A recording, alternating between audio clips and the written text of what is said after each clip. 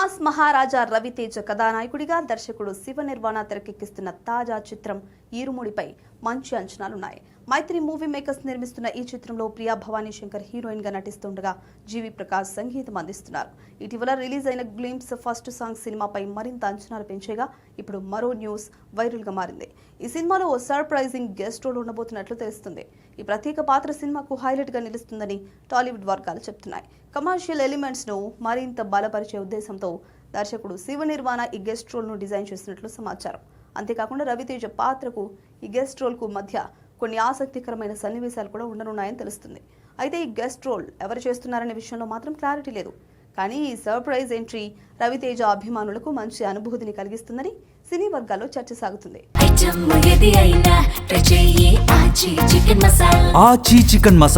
ముఖ్యంగా క్లైమాక్స్ లేదా కీలక ఘట్టాల్లో ఈ పాత్ర ప్రభావం ఉండే అవకాశం ఉందని ప్రచారం జరుగుతుంది.